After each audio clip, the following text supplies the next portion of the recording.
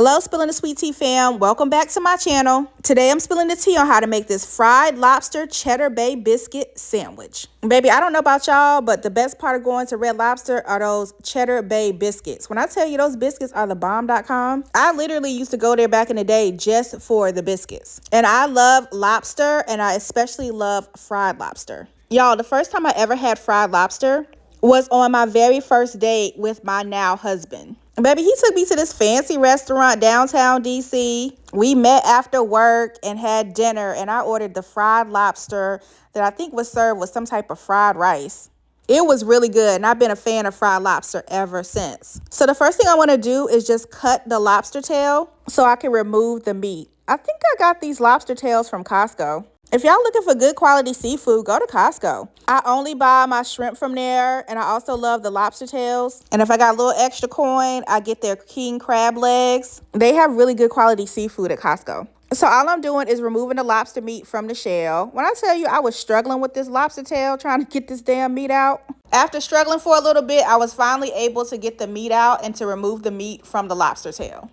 Once you get the meat removed, you just want to make sure you clean it thoroughly because little pieces of the shell can get inside the meat. So you want to make sure you clean the tail extremely well. Baby, look how beautiful and big this lobster tail is. It was absolutely beautiful. Once my lobster meat was nice and clean, I used Quarter to Kitchen's Counter Slap seasoning on my lobster meat. Corey just dropped his new seasoning, and I definitely wanted to give it a try. So this is all that I use to season my lobster with, and just a little bit of salt. But you can use any seasoning that you like. Lemon pepper would be really great on this. Any type of seafood seasoning. But this is all I use. I just used a little bit of that seasoning on both sides. I then just rubbed the seasonings into the meat to make sure that the lobster meat was coated well with the seasonings. I then got out my bowl and I cracked an egg into a bowl. And baby, I don't know about you and how you were raised, but my mama always taught me anytime I cracked an egg and I was cooking with an egg, look, I had to get them shells out of there to clean my eggs. My mama always cleaned her eggs. So this little white part that you see me taking out, I call that egg snot. I take that out anytime I'm baking with eggs, cooking with eggs, baking an egg. It don't matter. I'm going to clean my eggs. That was the Shirley May way. That is what I saw my mother do all the time. So I now do it as an adult when I'm cooking. So I'm just going to beat up about 2 eggs in my bowl. And I'm just preparing this mixture to have my lobster meat marinate in it. To my beaten eggs, I'm going to add a little bit of buttermilk and then also some Old Bay hot sauce. Y'all know I live in the state of Maryland, but I was born and raised in North Carolina. But baby, in Maryland, Old Bay is king. Old Bay is everywhere and in everything. Y'all know they got a Old Bay vodka. Isn't that crazy? I have got to try it. But that Old Bay hot sauce is really good. So I just added a couple drops of the Old Bay hot sauce and then added my seasoned lobster tail into that mixture.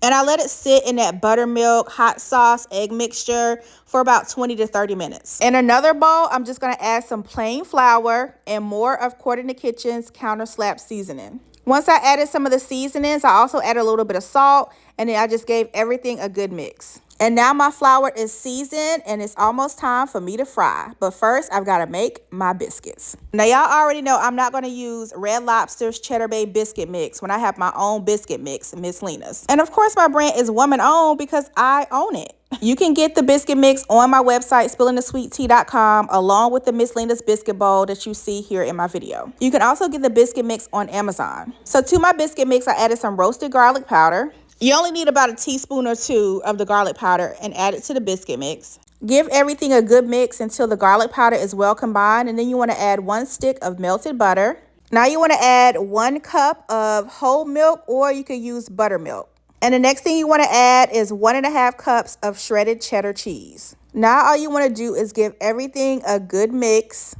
Anytime I'm mixing biscuits or making biscuits, I always use my Miss Lena's biscuit bowl. The Miss Lena's biscuit bowl is a replica of my mother's dough bowl or biscuit bowl. She used a bowl that looks just like this my entire childhood anytime she made biscuits. So since I've been a food content creator over the last 3.5 years, anytime I made biscuits in my videos, I would have people ask me where I got the bowl. I would have people in my comments saying, hey, can I get that biscuit bowl on Amazon? Where did you get the bowl? and I would just let people know that it belonged to my late mother, and that's where I got it from. But in 2023, my husband was able to replicate the bowl. We were able to work with a company that was able to replicate the bowl, and now I have a Miss Lena's biscuit bowl that is designed and replicated from my mother's bowl. And so many people have ordered it since it dropped Labor Day of 2023, and it's now back in stock. So if you want to grab one of these biscuit/dough bowls, you can get one from my website, spillingthesweettea.com. As you can see, I'm using a fork to mix my biscuit dough. This is how my mother made her biscuits. She would always mix her dough with a fork. You can certainly use your hands, but of course, I'm going to always follow the Shirley May way and use a fork. Once your dough comes together, all you want to do is just knead it for a little bit. These are honestly drop biscuits, so I'm going to mold them in my hand. I'm not going to roll them out with a rolling pin and cut them out. I'm just going to pinch a little bit off just like this and then roll the dough in my hands.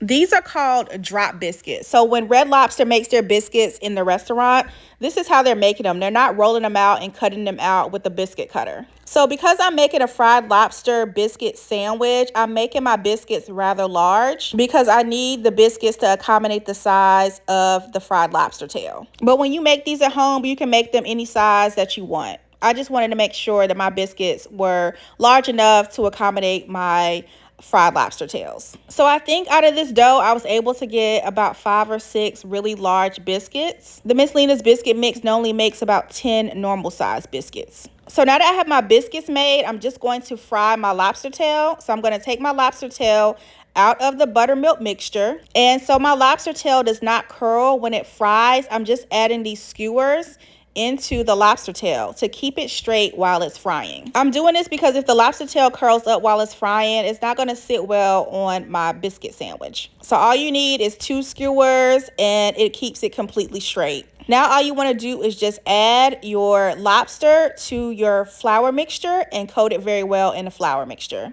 I got the idea to make this fried lobster cheddar bay biscuit sandwich, and I only had 1 lobster tail. And because I was testing the recipe for the first time, I didn't want to make a lot of this dish because I wanted to make sure I got the recipe right before I made a bunch at one time. So this is enough just for me and my husband to taste it to make sure this recipe works and I can share it with all of you guys. So you want to make sure that you have your oil set to 350 and your oil is nice and hot. And then you want to drop your lobster tail into your deep fryer. I have this old school Presto deep fryer. I love it because it comes with a basket, but you can fry them any way you want. Once your lobster tail is nice and golden brown, it'll float to the top.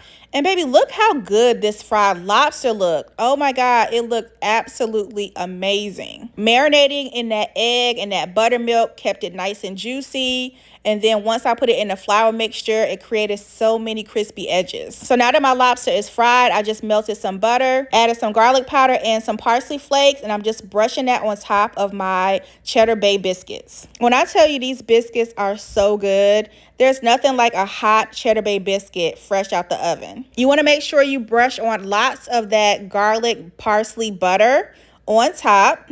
I just could not get over how beautiful these turned out. These biscuits turned out so fluffy and so soft and delicious. They definitely were a great compliment to that fried lobster tail. So now all I'm going to do is cut my biscuit in half so I can make my fried lobster cheddar bay biscuit sandwich. I just removed the 2 skewers from my fried lobster tail and placed it on top of my biscuit, and then just added the top of the biscuit. I almost made an aioli to go with this biscuit, but I decided not to. I decided to just keep it plain with the biscuit and the fried lobster tail. I just added some more melted butter on top, and I'm so glad I did. It was perfect just with the lobster tail and with the biscuit and that melted butter on top. When I tell y'all, this turned out so good. If you love fried lobster like I do and love a cheddar bay biscuit like I do, putting these two together is one dynamic duo. The lobster retained its moisture because I used the buttermilk and the egg. When I tell you, it does not get better than this. Look how good this looks on the inside. This fried lobster cheddar bay biscuit sandwich was a 10 out of 10.